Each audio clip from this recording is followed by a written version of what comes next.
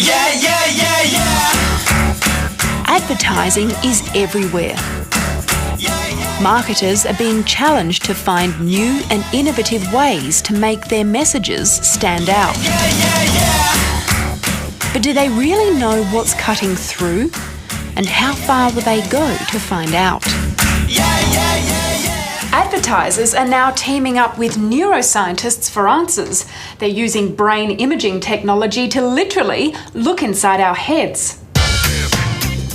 In the hope of selling a brand or message, advertisers are turning to a new field called neuromarketing.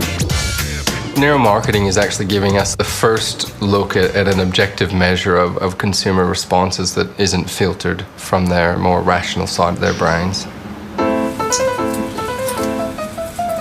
Dr. Moon is using electroencephalograms, or EEGs, to measure the brain's electrical activity while a subject watches a TV ad.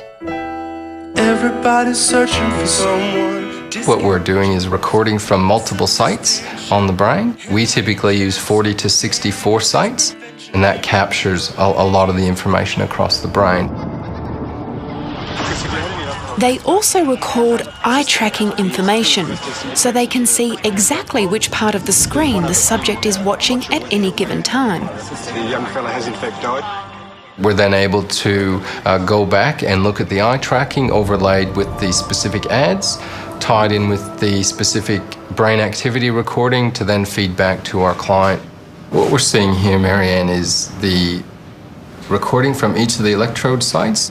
And then what we're seeing here is a brain model of the recordings so that we can actually then start to understand which areas of the brain are being activated.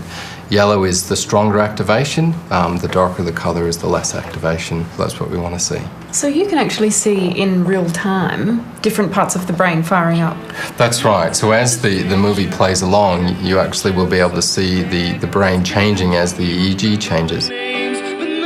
This process can reveal the parts of an ad that elicit the strongest emotional response. And that's mainly what advertisers want to know.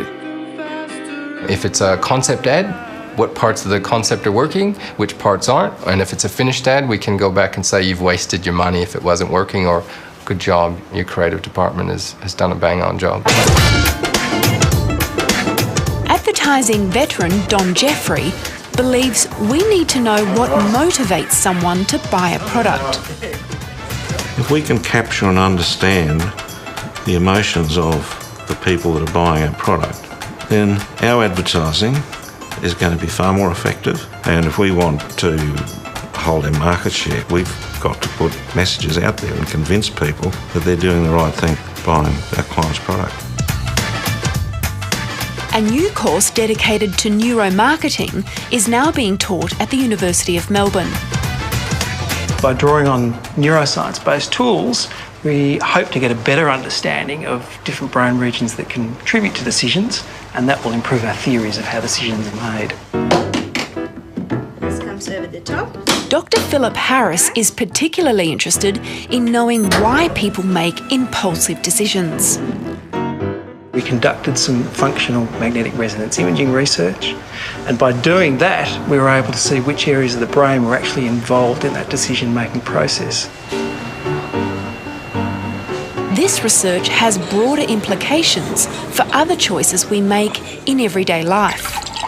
Addiction-related issues are very much draw on these same processes. So my choice of whether I will have that cigarette now or abstain and have a longer life, or whether I'll have that hamburger or a healthy meal. It's that same basic process of choosing the immediate reward versus something that's better for me later on.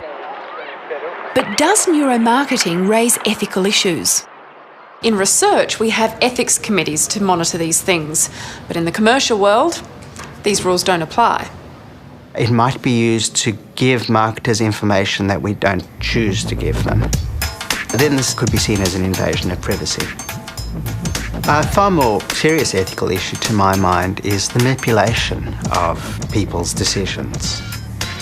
If they're tempted by something, then you might be able to be manipulated into giving in and then regretting it subsequently.